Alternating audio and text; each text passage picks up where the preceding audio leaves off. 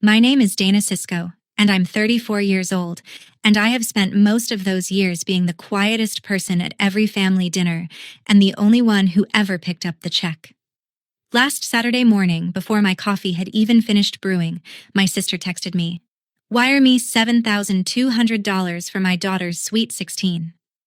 Under it came the photos: a rented ballroom with string lights, a floor-length dress on a hanger, and a $700 cake shaped like a stack of designer boxes. I stared at my phone like it owed me an explanation, but the text wasn't the part that broke me. What my dad said 10 minutes later was, "And what I did that night, quietly, by 7:30 the next morning, none of them saw coming." Where the quietest woman at the table is usually the one holding the receipts. If a family that only calls when they need money sounds a little too familiar, do me a favor, drop a comment and hit subscribe. Because this one starts with a cake and ends with a ledger, and I need you to see every number. I read the message 3 times, and each time I read it the same way I read everything. From the bottom up, looking for the total. That's the thing about being an auditor. Other people see a party, I see a number that has to come from somewhere, and I always know exactly whose account it's coming from. My sister Tammy had sent the whole thing to the family group chat, not to me privately, which was its own kind of message. The venue photo had a caption, "Mia deserves this." Then the dress. Then the cake, with a little heart emoji, like the heart made the $700 softer. My mother replied within a minute, 3 clapping hands and gorgeous. My Aunt Denise sent a row of hearts. Nobody asked how it would be paid for, because in my family, that question has always had the same answer, and the answer has always been me. I set the phone face down on the counter and let the coffee finish. I told myself to breathe, to not do the thing I always do, which is start solving before I've even decided whether it's mine to solve. Because here's what the group chat didn't say out loud. This wasn't the first time a photo had shown up before a bill. It wasn't the 10th. Tammy doesn't send prices. She sends pictures and lets the pictures do the asking, and by the time anyone talks about money, the deposit's already been paid, and the only question left is who's covering the rest. I pick the phone back up. $7,200 for a party, for a 16-year-old. And somewhere under my ribs, a decade of quiet math started adding itself up, whether I wanted it to or not. You have to understand how a thing like this gets built, because nobody hands you a bill for 10 years all at once. It comes one, just this once, at a time. The first one I remember was Tammy's transmission, when Mia was 6 and the car died in a grocery store lot in February. $900. Just this once. Then it was a security deposit when she moved. Then a phone bill she swore she'd pay back by the 15th. Then a credit card that had somehow climbed past $4,000 while she wasn't looking. Each one arrived the same way, urgent, small enough to feel petty to refuse, wrapped in the sentence, "You're the only one I can ask." And I was. I always was. I'd move the money before I let myself feel the pull of it leaving, because feeling it would have meant admitting there was a pattern, and admitting there was a pattern would have meant I'd have to do something about it. So I didn't count. That was my whole strategy, if you can call it that. I kept the receipts in a folder I never opened, the way you keep a smoke detector you assume is working. Somewhere in those years, I'd started putting things in my own name too. A layaway here, a hold there. "Just so you don't lose the spot, Dana, you'll get it back." I never got it back. But I never asked for it either, and that silence was mine, not hers. I was the fixer. Being the fixer felt like being loved, and I had never once let myself wonder what would happen to me, to what I was worth in that house, if I ever stopped fixing. People assume I paid because I had it, and that's the easy answer, so let them. But it isn't the true one. The true one is smaller and worse. I paid because when I paid, I mattered. I grew up the older sister in a house where money was always tight and love was always loud, and somewhere along the way, I learned that the surest way to be needed was to be useful. Tammy was the one people worried about. I was the one people relied on. Those are not the same thing, and the second one is lonelier than it looks. When you're the reliable one, nobody checks on you. They just check whether you're available. So I made myself available. I paid the deposits, and I fronted the holds, and I kept the folder closed, because as long as I was the one holding everything up, I never had to find out whether they'd still want me around if I put it down. That was the deal I'd made without ever saying it out loud. And here is the thing I've learned the hard way, the sentence I'd carve into the folder if I ever opened it. Love that keeps a balance isn't love, but love that never checks the balance isn't safe. I'd spent a decade so afraid of the first half that I never once looked at the second. I told myself checking would be cold. Counting would be cruel. Real families don't audit each other. And a family that had raised me to believe exactly that was about to send me a bill for $7,200 and call it a birthday. The timing is what nobody in my family knew, because I hadn't told them, because telling them would have felt like bragging. And in my family, you don't get to be proud out loud unless it's about someone else. 2 weeks earlier, I'd finally started the paperwork on a condo. Not a big one. A 2-bedroom on the east side of Columbus with a leak under the kitchen sink and a view of a parking lot. And to me, it was a cathedral. I'd been renting since I was 22. I'd been saving for the down payment since I was 26. In a separate account I didn't touch. The one account in my life with a lock on it. My loan officer had been very clear.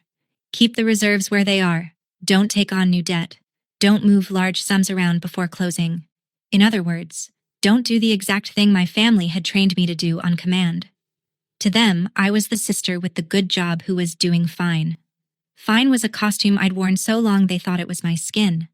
They didn't see the spreadsheet where every dollar had a name and a job.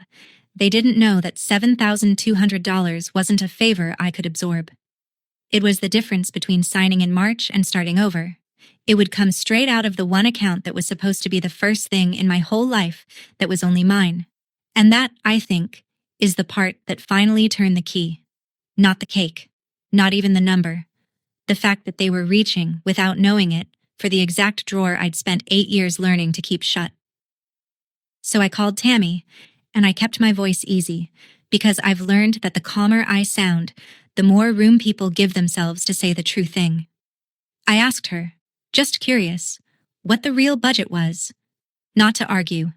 I said that twice, just to see the whole picture. There was a pause, the kind she does when she's deciding how much of a thing to hand you. Why does it matter? She said. Family takes care of family, Dana. That's just what we do.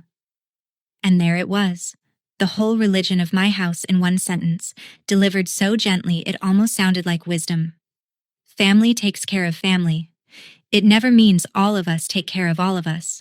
It means the ones who can, carry the ones who won't. And everyone calls it love, so nobody has to call it what it is. I asked again, softer. How much is the venue? How much is the dress? What's already been put down? Tammy sighed like I was the difficult one. You already handled the venue deposit, remember? Back in the fall. So really, it's not even that much more. I sat very still. I did remember, sort of, the way you remember a dream that turns out to have been real. A quick favor in October. A card number read out over the phone so Mia wouldn't lose the date. You'll pay it back, she'd said. And I'd said sure. And then I'd closed the folder like I always do. I'd forgotten it the way you forget a splinter until you press on it. Now she was pressing on it. And I realized I had no idea. None. How many other things in this family had my name quietly attached to the bottom line? I got off the phone and sat with October. It came back slowly, the way these things do once you stop refusing them. Tammy had called on a Tuesday, breathless, saying the ballroom she wanted for Mia's 16th was about to go to someone else, that the manager needed a card to hold the date or it was gone. She didn't have a card that would clear.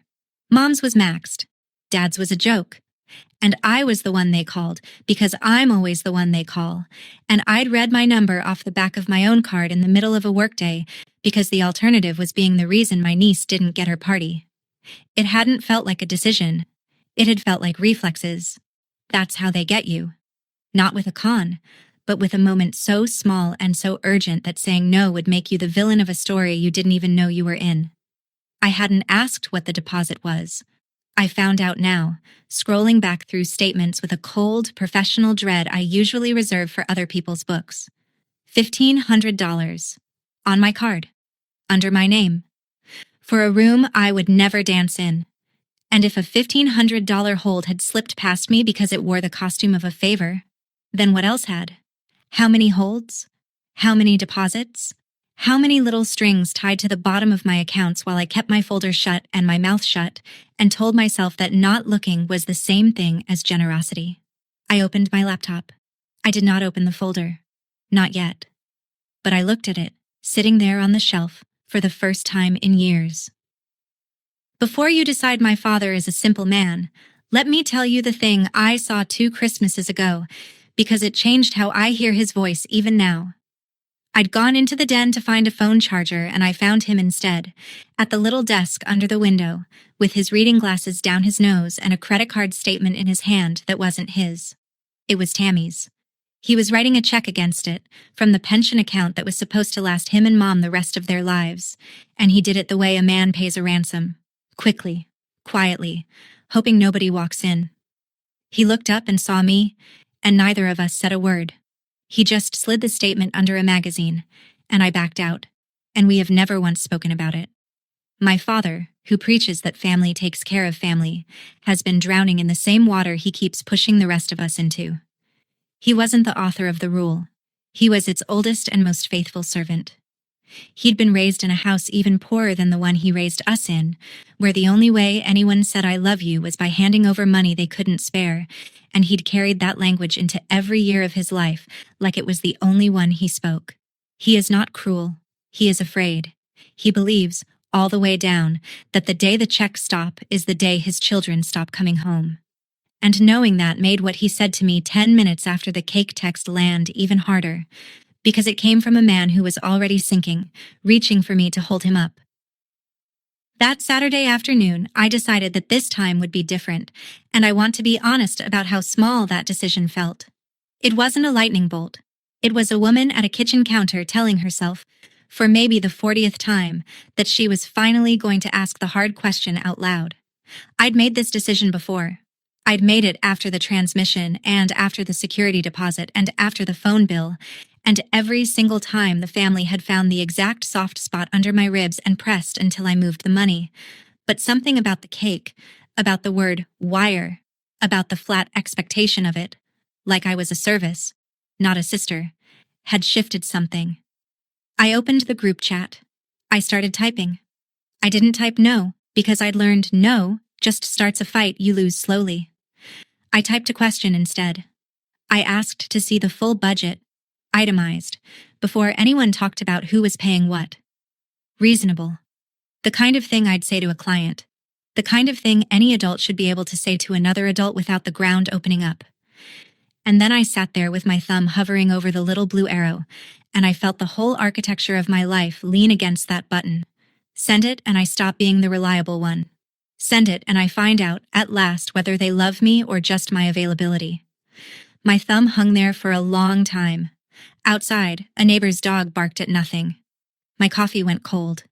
And then I pressed it, and the message went out to all of them at once, and I set the phone down and waited for the house I grew up in to answer. For about 4 minutes, nothing happened, and those 4 minutes were the longest quiet my family has ever given me. Then the typing bubbles started, and stopped, and started again. 3 people composing at once, which in a group chat is the equivalent of a room going still.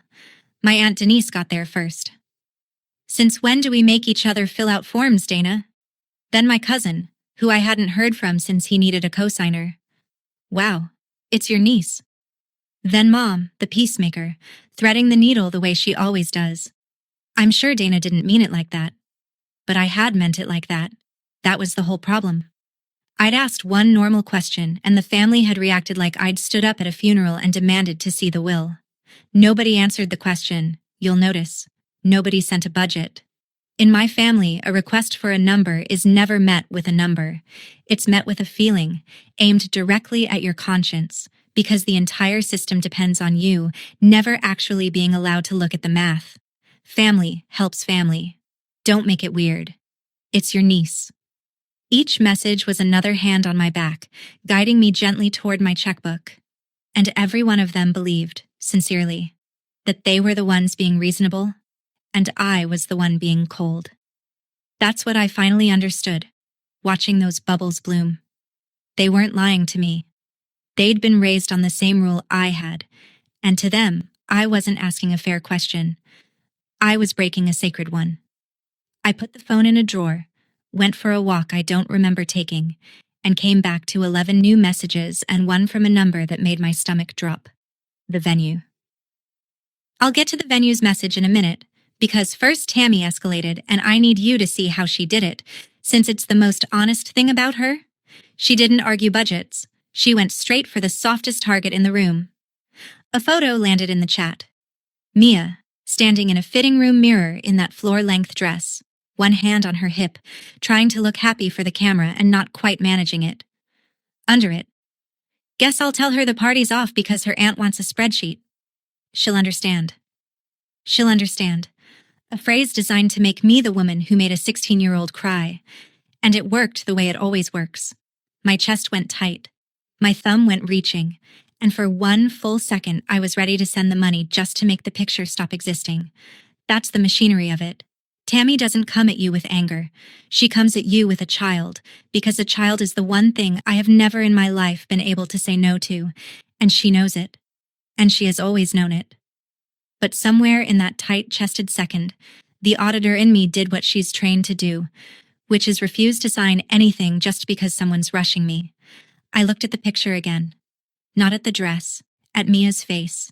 And Mia, my smart, watchful niece, did not look like a girl afraid of losing a party. She looked like a girl afraid of what the party was doing to the grown-ups around her. That was the first crack in the story I'd been told. And it was the moment I stopped asking whether I could afford the party and started asking who this party was actually for. I drove out to Millridge the next morning to see my mother, because I thought if anyone would stand with me, it was her. And I want you to understand, I really believed that, right up until the moment I found out otherwise. Millridge is about 40 minutes from my apartment, a small town with one good diner and a lot of empty storefronts, the kind of place where everybody knows whose kids turned out fine. My parents still live in the house I grew up in.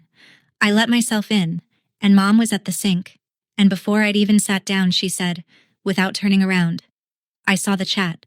I told her I wasn't trying to hurt anyone. I just couldn't keep doing this. And this one was bigger than she knew, and I needed her in my corner. She dried her hands very slowly. You've always been the strong one, Dana, she said, and I braced, because in my family, the strong one is never a compliment. It's an assignment. You have more than your sister. You always have.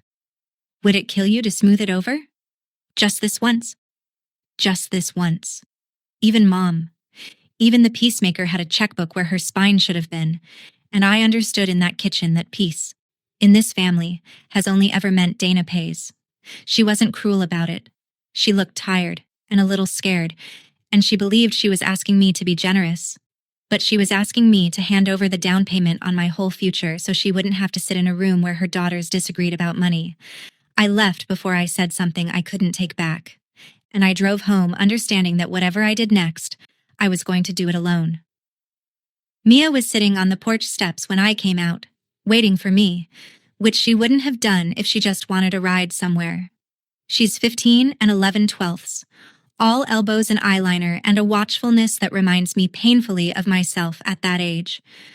I sat down next to her on the cold concrete. For a while, neither of us said anything. Then she said, not looking at me, You don't have to pay for it, Aunt Dana. I asked her what she meant. She picked at the hem of her sleeve. The party. I know it's a lot. I heard Mom on the phone. She told me she didn't even want the ballroom. She wanted a bunch of her friends and a backyard and the string lights. Maybe, but not the 400-person guest list her mother had built out of aunts and cousins and Mom's coworkers, none of whom Mia had ever met. It's not really for me, she said, and she said it flatly, the way you say a thing you've known for a while and finally stopped hoping wasn't true. My niece had figured out at 15 what it took me 34 years and a folder full of receipts to name. The party wasn't about her birthday. It was about my sister needing to prove, to a family that measures love in money, that she loved her daughter the most. And Mia was going to be the excuse for a bill she never asked for. I put my arm around her and she let me, which she almost never does anymore. And sitting on those cold steps, I made a different decision than the one I'd driven out with. I wasn't going to protect the party. I was going to protect the kid. And those, I was starting to understand, were two very different things. That night, I couldn't sleep. So I did the thing I'd been avoiding for 10 years. I took the folder off the shelf. If your phone only ever lights up when someone needs a check, you already know exactly what this feeling is. That particular dread of finally adding up a thing you've spent years making sure you never had to look at. Tell me in the comments, have you ever been the one who always pays? And then, stay with me, because subscribing is how you find out what the total turned out to be. The folder was thick. Bank statements, screenshots, a few handwritten I owe us from years back when Tammy still bothered to pretend. I made coffee at midnight like a much younger woman, and I opened a fresh spreadsheet because a folder is a feeling but a spreadsheet is a fact, and I was done having feelings about this. Column A, the date.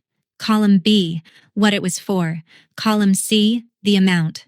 Column D, paid back. And column D was going to be very lonely. I started at the transmission, February 8 years back, $900, and I worked forward, one line at a time, refusing to let myself round, refusing to let myself soften a single figure. The security deposit. The phone bills, plural. The credit card check I'd written the summer Mia broke her arm. The loan for the car that became a different car. The venue hold in October. Line after line after line, each one small, each one wrapped in the same urgent kindness, each one closing my folder a little tighter. Around 1 a.m, I stopped typing and just looked at the running total in the corner of the screen, and for a long moment I could not make my hand move to scroll down and see the rest. The number, when I finally let myself see all of it, was $41,000. $41,360. Over 10 years and change, not $1 of it in column D. I sat in the blue light of the screen and I did not cry, because crying was a feeling and I'd retired those for the night. I just looked at it. $41,000 is a used car paid in cash. It's 2 years of a kid's college. It's most of a down payment on a 2-bedroom with a leak under the sink. I had given my family a house I would never live in, one $900 emergency at a time, and I had done it so quietly that they had genuinely come to believe the money simply appeared. The way rain appears, the way I appeared whenever they called. And here is what the ledger taught me that no amount of feeling ever had. I had not been helping them. Helping has an end. Helping makes someone stronger and then steps back. What I'd been doing had no end built into it, because I'd never wanted it to end. An ending would have meant finding out who I was to these people when I wasn't paying. I'd been funding a way of life and calling it love, and they'd been accepting it and calling it the same thing, and the word had covered for both of us for a decade. Love that keeps a balance isn't love, but love that never checks the balance isn't safe. I finally understood the whole sentence, standing in my kitchen at 1 a.m, looking at the safest number I'd ever been afraid of. And I knew, the way you know a diagnosis is right even before the doctor finishes the word, that the question was no longer whether I could keep paying. The question was what I was going to do with $41,000 worth of proof. There was one more thing the spreadsheet showed me, and it was the thing that changed everything from a grief into a plan. As I'd rebuilt the last year line by line, I'd had to pull up the actual contracts to get the amounts right. And that's when I saw whose name was on them. The venue hold, 1500, was on my card, in my name, under a confirmation number that ended in my initials because I'd read it out myself. But it wasn't only the venue. The cake. Tammy had put a deposit down at a bakery in October, and when the first card declined, she'd texted me in a panic and I'd given her mine, just for the hold. $300, my card. And the dress, the $400 dress in the fitting room photo, was on a layaway plan at a boutique. And the plan was in my name too, because of course it was. Because you have better credit, Dana. They'll approve you. I sat back in my chair. For 10 years, I had felt like the family's wallet, passive, opened on demand, a thing that money went out of. But a wallet has no power. A signatory does. And somewhere in the fog of a decade of favors, I had become the person legally attached to the very party I was being ordered to fund. The holds were mine to place, which meant, I realized slowly, with the cold, clean feeling of a column finally balancing, that the holds were also mine to release. I hadn't just been paying for their choices. I'd been standing between them and the consequences of their choices. My name the only thing holding the whole delusion together. And a name you gave without meaning to is a name you can take back. Before I did anything drastic, I tried the reasonable thing, because I need you to know I gave them a door before I ever touched a lock. The next day, I sent Tammy a real message, a calm one, the kind I'd have sent a client whose numbers didn't add up. I told her I loved her and I loved Mia, and I wanted Mia to have a good 16th. And then I offered something I thought was more than fair. Let's sit down together, I said, the two of us, and build an actual budget. Something Mia would love that we could both afford. I'll contribute a set amount, a real, named number, out in the open. And we plan the rest around it, honestly, on paper. No more surprise deposits, no more holds that turn into whole parties. Just two sisters and a spreadsheet, deciding together. I read it over twice before I sent it, and I remember feeling almost hopeful because it was the most honest thing I'd said to my sister in years. It wasn't a no. It was a different kind of yes. The kind with edges. The kind that could actually hold weight. I offered to be generous on purpose instead of by ambush. I thought, maybe if she could just see that I wasn't refusing her, only refusing the fog, we could build something real out of this mess. I hit send. And then I did what I always do after I put my whole chest into something. I waited, and I told myself not to expect the worst. Because for one more night, I still believed the problem was that they didn't understand me. It hadn't occurred to me yet that they understood me perfectly, and that a budget, to my family, wasn't a solution. It was an insult. Tammy called me instead of texting, which she only does when she wants me to hear her voice break, and her voice broke right on schedule. So that's it, she said. I'm a line item now, your own sister. I told her that wasn't what I'd said. I'd said the opposite. I'd said, let's plan it together. Together, she repeated, like the word tasted bad. You want a meeting. You want me to justify my daughter's birthday to you like I'm applying for a loan. And there it was. The whole difference between us laid bare on a phone line. To me, a budget was respect. It meant I took her seriously enough to plan with her. To her, a budget was an accusation. Proof that I saw the family the way I saw my clients, as columns to be balanced instead of people to be loved. Real families don't do this, she said, and she was crying now. Actually crying, not the performed kind. Real families don't count. I didn't argue. There wasn't anything to argue. She meant it, all the way down. She had been raised, same as me, in a house where counting was the coldest thing a person could do, and where the highest form of love was to give until it hurt, and never, ever look at the bill. I had spent 10 years being the exception that proved her rule, the one who gave and never counted. And now I'd picked up a pencil. And to her, that pencil was a betrayal bigger than any amount of money. She hung up before I could answer. And I sat there realizing that the reasonable door I'd opened had just closed, from her side, and that there was no version of this where I stayed the good sister. There was only the version where I stayed the family's wallet, or the version where I finally stopped. Then the vendors started calling me, and that's when the trap fully closed, because it turned out the fog had a deadline. The venue emailed first, a friendly professional note reminding Ms. Cisco that the balance of the ballroom rental was due in full within 72 hours to secure the date, and that the card on file would be charged automatically if payment wasn't arranged. The card on file. My card. Then the bakery texted about the cake balance. Then the boutique about the final layaway installment on the dress. Every single one of them was addressed to me because every single one of them was my account, and none of them knew or cared that the party they were billing me for was a fight I was losing with my own family. I know some of you are shouting at your screen right now. Don't pay it. Hang up. Block them all. Stay with me, because it's not that simple. And what my father said next is the whole reason I finally stopped. If I did nothing, The charges would hit my card in 3 days, straight into the credit line I needed clean for my closing, and the party I never agreed to would become real on my dime, whether I liked it or not. That was the genius of how these things get built, though nobody builds them on purpose.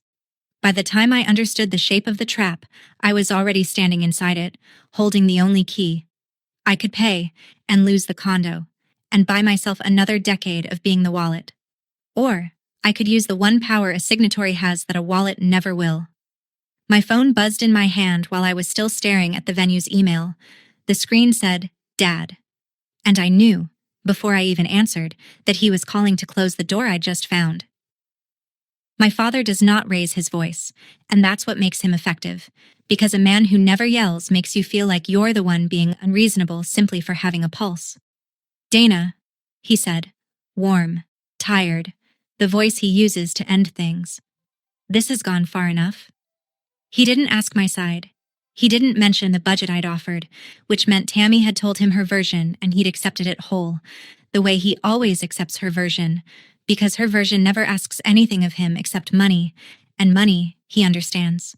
He explained the family to me like I was a child who'd forgotten the rules. I was the oldest. I had the good job. This was what the strong ones did. They carried. They smoothed. They made the birthday happen. "Your sister struggles," he said. "You don't. That's not her fault and it's not yours. But it means something, being the one who can." I stayed quiet.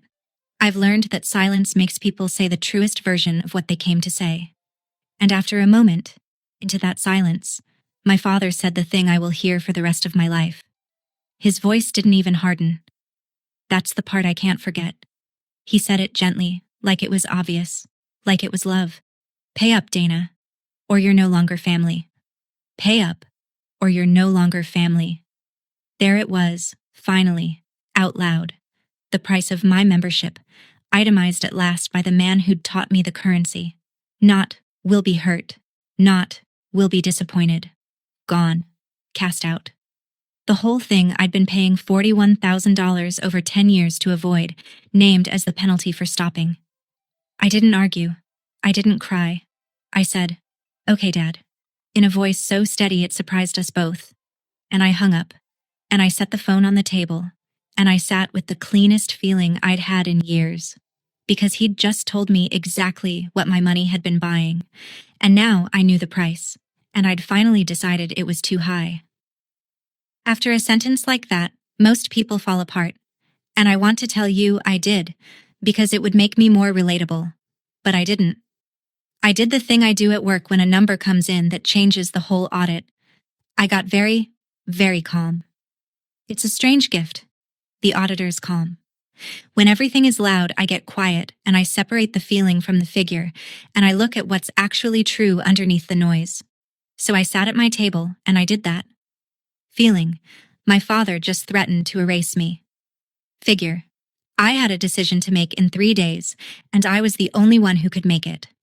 I let the feeling sit in one chair and I pulled the figure into the other, and I looked straight at it. If I paid the $7,200, here's what I would actually be buying. Not a party. Not Mia's happiness. Mia had told me herself she didn't want it. I'd be buying another decade of exactly this. Another 10 years of favors that never got a column D. Another folder that never got opened. Another late-night spreadsheet somewhere down the line with a number even bigger and lonelier than $41,000. My father hadn't threatened me. He'd made me an offer, and he'd made the terms unusually clear. Keep paying. Stay family. And for the first time in my life, I let myself finish the thought he'd started. What kind of family charges admission? What kind of membership can only be renewed in cash? I'd spent 34 years so afraid of being cast out that I'd never once asked what I was actually inside of. And sitting there, calm as a balanced book, I finally asked it, and I did not like the answer. But calm is not the same as brave, and I need to be honest about the wall I hit next, because it's the real one, the one under all the money. Once I let myself imagine actually stopping, not paying, not smoothing, not fixing, a question came up from somewhere very old and very deep, and it wasn't about the condo at all. It was, Who am I to them if I don't pay? For 10 years, being the one who covered things had been my whole location in the family. It was how I knew where I stood at holidays, why I got the seat at the head of the table, what made my mother call me the strong one, and my father trust me with the truth about his pension. Take away the paying, and I honestly did not know what was left. Would they still call? Would there still be a chair? Or was I, underneath all my competence, just afraid of the same thing Tammy was afraid of being unloved, and had simply chosen a more respectable way to buy my way out of it? That was the hardest thing I saw that week. Harder than $41,000. Harder than my father's sentence. I saw that my silent generosity hadn't been the opposite of Tammy's neediness. It had been the same wound wearing a nicer coat. She got love by taking. I got it by giving. Neither one of us had ever once believed we could just be loved, plainly, for nothing, without a transaction attached. And the only way I was ever going to find out whether these people wanted me, and not just my money, was to take the money off the table and see who was still standing there. It was the most terrifying audit I'd ever run, and the only account being examined was me. So I went back to the one place I actually trust, which is the fine print, and I read every contract line by line the way I should have read them the day I signed. The venue agreement was clear, the holding deposit secured the date, and the balance was due 72 hours before the event or upon written demand, whichever came first. And the vendor could cancel with forfeiture of the deposit if the balance wasn't paid. In plain English, I could still cancel. The date was held by my card, which meant the reservation lived or died by my authorization, and if I called before that balance posted, I could release it. I'd lose the $1,500 deposit I'd already sunk in October. That money was gone either way, but I would stop the rest of the venue balance from ever leaving my account. The cake was the same: deposit forfeited, balance cancelable. The dress layaway I could simply stop, forfeiting what I'd put down and owing nothing more. Add it all up, and the holds in my name came to right around the $7,200 my sister had ordered me to wire. I'd just be the one deciding it stayed in my account instead of hers. There was one catch, and it's the reason I couldn't just sleep on it like a sensible person. The venue's 72-hour clock was already running, and their email said the balance would auto-charge the card on file when it expired. If I waited even one more day to think about it, the decision would be made for me by a billing system that didn't care about my family at all. This was the part outside my control, not whether I could act, but how little time I had to. I could stop this, but only tonight, not tomorrow, not after one more conversation, not after one more attempt to be understood. Tonight, or the party became mine forever. I set the contract down. I looked at the clock. It was almost 11, and I picked up the phone. Before I dialed, I made myself sit with the real cost, because I'm not reckless, and this was going to cost me something no spreadsheet could show. It wasn't the deposit. I'd already made peace with losing that. It was this. The moment I canceled these holds, the secret was over. Everyone would find out that the venue, the cake, the dress had all been on my card the whole time. That quiet, invisible, martyr Dana had been the one bankrolling it from behind the curtain. The mask would come off. Not the mask of the villain, the mask of the saint. For 10 years I'd hidden how much I paid, and I'd told myself I hid it out of humility, but that wasn't the whole truth. I hid it because being the secret benefactor let me feel superior and safe at the same time. I got to be needed without ever being seen, generous without ever being vulnerable. Canceling meant stepping out from behind that. It meant standing in the kitchen tomorrow and letting them look at me, not as the mysterious source of money, but as a person with limits, a person who could be hurt, a person who had been quietly bleeding out for a decade and was finally, visibly, saying enough. That was the price. Not $1,500, being seen. And I understood, holding the phone, that this was the exact thing I'd spent my whole life paying to avoid. That the folder had stayed closed all those years for the same reason, because an open folder is a visible one, and a visible woman can be judged. But she can also, finally, be known. I'd never once let anyone in my family know me. I'd only ever let them use me. And it was time, at last, to find out which one they'd actually wanted. At 11:04 on a Tuesday night, I called the venue's after-hours line, and a bored young man named Kevin answered. And I want you to know that the biggest turning point of my life happened in a conversation with a Kevin who was clearly eating something. I gave him the confirmation number. I gave him my name, the name on the card, the name on the hold. And then I said the sentence I'd been walking toward for 10 years and $41,000. I need to cancel it all. He asked if I was sure. I said I was. He read me the terms. The deposit was non-refundable. The reservation would be released immediately. The date would go back on the open calendar. I said I understood. I authorized it. He typed for a moment, and then he said, "Okay, ma'am, that's canceled. You'll get a confirmation email." And he went back to his sandwich. And just like that, the ballroom was gone. I called the bakery's line and left a message canceling the cake. I logged into the boutique account and stopped the layaway.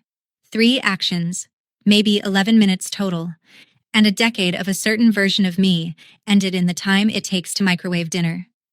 I set the phone down on the table. My hand was shaking, which surprised me, because inside I felt strangely, enormously still. The stillness of a thing that has finally stopped being carried. I had just lit a fire I couldn't put out, in a family that would call it arson. By morning, they would all know there was no more smoothing this, no more fixing, no more quiet. The folder was open now, and it was open in front of everyone. And for the first time in my adult life, I had no urge whatsoever to close it. I did one more thing before I let myself sleep, and it was the calmest, coldest, kindest thing I've ever typed. I opened the family group chat, the same one where the cake had arrived 2 days before, and I wrote them a single, level message. I told them that the holds I had placed, the venue, the cake, the dress, I had canceled tonight because they were in my name and I could no longer keep them there. I told them I loved Mia and I was not going to explain myself over text. And I said I'd be at Dad and Mom's house at 7 the next morning, and if they wanted to talk to me about any of it, that's where I would be. Then I printed the spreadsheet. All of it. Every line. 10 years. $41,360. Column D as empty as the day I'd built it. I put the pages in a plain manila folder. The same folder, actually, that I'd finally emptied. And I set it by my keys so I wouldn't forget it in the morning, though there was no chance I'd forget it. I wasn't bringing it to shame anyone. I want to be clear about that because it matters. I was bringing it because I was done being the only person in the family who knew the truth. For a decade, I'd protected them from a number.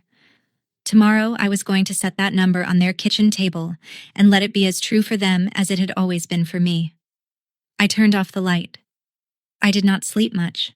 And somewhere out in Millridge, a venue's automated system was already sending a cancellation notice that would land in my sister's inbox at exactly the wrong or exactly the right time.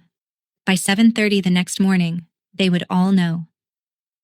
I got to my parents' house at 6:50 because I have never once been late to anything, and I sat in the driveway drinking gas station coffee and watching the kitchen light come on. Tammy's car was already there. Of course it was. She'd have driven over the second she got my message, to strategize with Dad, to get ahead of me the way she always does. I gave myself one more minute in the car. Then I picked up the folder and I walked in, and I had barely gotten the door closed behind me when Tammy's phone lit up on the kitchen table, screen up, and I watched all of us read it at the same time. An email. Subject line. Your reservation has been canceled. The timestamp said 7:28. Tammy grabbed the phone. Her face did something I'd never seen it do, a whole weather system of confusion and dawning horror crossing it in about 2 seconds. What is this? She said, not really a question. The venue canceled. It says the reservation's been released. She looked up at me, and Dad looked up from his coffee, and Mom froze at the counter with a dish towel in her hands, and for one long, suspended moment, the whole kitchen held still while the truth arrived on a 7:30 timestamp exactly the way I'd known it would. Dana, my father said, very slowly. What did you do? I set my keys down. I set the folder on the table, unopened, squared to the edge the way I square everything. And I said, in the calmest voice I own, I canceled the holds that were in my name, all of them, last night. The kitchen erupted. But I want you to notice something about that moment, because I noticed it even as it was happening. I was the only person in that room who wasn't afraid. For once, for the first time in my life in that house, I already knew every number on the table, and they were only just finding out there'd been a table at all. Tammy came at me first, and she came the way she always does, loud and wet and certain, and I let her. "You ruined it," she shouted. "You waited until the last second and you ruined your niece's birthday to make some kind of point, because you're bitter, because you're alone, because you can't stand to see anybody happy." My father stood up. "That's enough, both of you." But he was looking at me when he said it, not her, and I understood that in this kitchen, both of you, has only ever meant me. Mom was already crying, saying my name like a plea. "Dana, honey, we can fix this. We can still fix this." And that word, fix, in my mother's mouth, was the last little push I needed, because I knew exactly who "we can fix this" meant. It meant me. It always meant me. I did not raise my voice. I have never once in my life raised my voice in that house, and I wasn't going to start on the morning I finally stopped being afraid of it. I waited until the noise ran out of gas, until Tammy was breathing hard and Dad was red-faced, and Mom had one hand pressed to her mouth. And then I put 2 fingers on the manila folder and I slid it to the center of the table. "Before anyone says another word about fixing," I said, "I want everyone to see what we've actually been fixing for 10 years. Nobody touched it, so I opened it myself. I turned it around so they could read it right side up, and I laid the pages out flat. 10 years of my family's love rendered in a currency they'd sworn we never counted in. Love that keeps a balance isn't love, I'd told myself for years. But love that never checks the balance isn't safe. I'd finally checked. And here was the number that had been hiding inside the word this whole time. $41,360, 1 empty column D, and 4 faces going pale in a kitchen that had spent a decade insisting we were the kind of family that didn't keep score. Here is the part where I could have won and lost the whole war in a single sentence. And I want you to understand, I felt both roads open in front of me at once. I could have closed the folder. I could have said I was sorry, that I'd overreacted, that I'd cover the $7,200 one last time, and we'd forget this ever happened. And the relief in that kitchen would have been instant, and I'd have gotten to keep my chair and my title and my father's approval, and I'd have walked out still the strong one, still the good daughter, still the wallet. That road was right there. It would have cost me everything real, and given me back everything comfortable. I didn't take it. Instead, I looked at my sister, whose face was wrecked, and I said the truest thing I know. "Tammy, I paid for all of it. The venue, the cake, the dress. Those were on my card, in my name, this whole time. And every line on these pages is me too. I'm not showing you this to hurt you. I'm showing you because I love you too much to keep lying to you about what I've been doing." My father made a sound like he wanted to speak, and I kept going. Still quiet, still steady. "And I'm not canceling because I stopped loving Mia," I said. "I'm canceling because I finally started." That was the sentence that cost me. I watched it land on all of them. My mother's face crumpling, my father turning away, Tammy's mouth opening with no sound in it, and worst of all, Mia, who had come down the stairs at some point and was standing in the doorway hearing all of it, her eyes filling. And I did not take it back. That was the choice. Not the cancellation. The not taking it back. Every cell in my body, 34 years of training, screamed at me to soften it, to fix their faces, to make the pain stop the way I always make the pain stop. And I stood there and let them hurt, because the alternative was to keep us all sick and call it peace. I won. And I felt every ounce of what it cost. When I finally spoke again, it wasn't to apologize, and it wasn't to twist the knife. It was to draw the line I should have drawn 10 years and $41,000 ago. "I'm not doing this anymore," I said. "No more surprise deposits. No more holds in my name. No more finding out I paid for something after I've already paid for it." I looked at Tammy. "But I'm not walking away from you either. If you want, you and I can sit down. Really sit down, and build something for Mia we can both afford. I'll put in a real number. On the table. where you can see it. Not under it.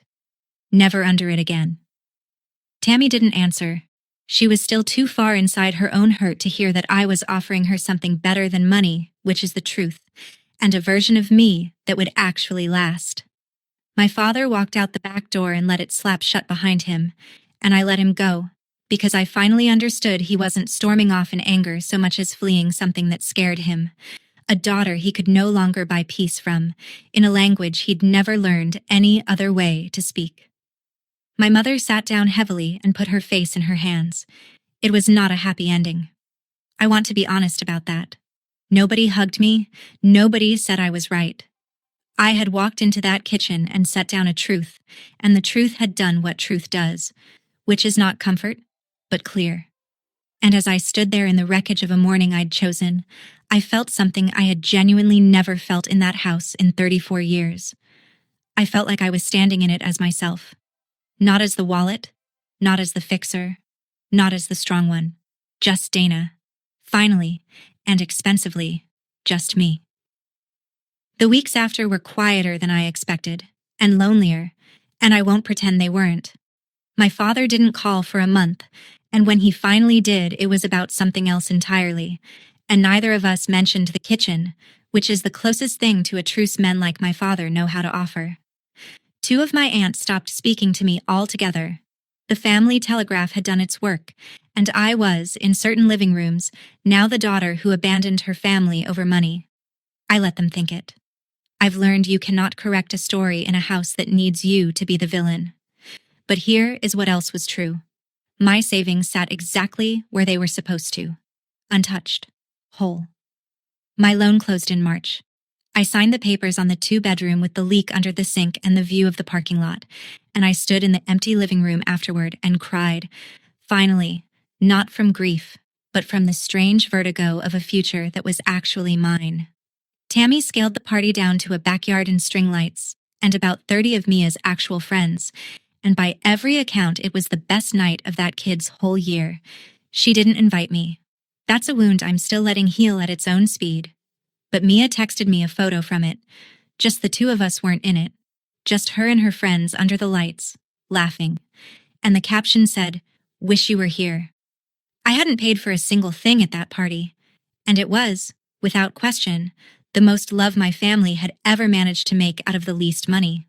Which was, I was beginning to understand, the entire point I'd spent $41,000 never quite learning. The text that told me it had all been worth it came 4 months later, from Mia. She'd gotten a part-time job at the movie theater, and she'd opened a savings account, her first, and she wanted to know, could Aunt Dana show her how to make one of those spreadsheets, because there was a school trip she was trying to plan and she wanted to figure out the real number before she asked her mom for anything. I read that text standing in my own kitchen, in my own condo, and I had to sit down on the floor. Because that was the whole thing. That was the chain, breaking. One link early enough to matter. Mia was going to grow up knowing that love and a budget are not enemies. That you can look straight at a number and still be generous, still be kind, still be family. That checking the balance is not the opposite of love. It's what love does when it plans to stick around. Tammy called that same week, and for the first time in longer than I can remember, it wasn't about money at all. It was just my sister, saying she'd been thinking about me. We're not fixed. We may never be all the way fixed, but love that keeps a balance isn't love, and love that never checks the balance isn't safe. I finally know how to hold both, and so, God willing, will Mia. If you've ever been the family ATM, the one who always pays, the one they only call when the card declines, then you already know the truth it took me $41,000 to learn. The text, the cake, the ultimatum, the one call at midnight. Sometimes the most loving word in the whole language is no. If this story reached something in you, share it with the person who needs to hear it. Tell me in the comments about the last time you finally said no, and subscribe.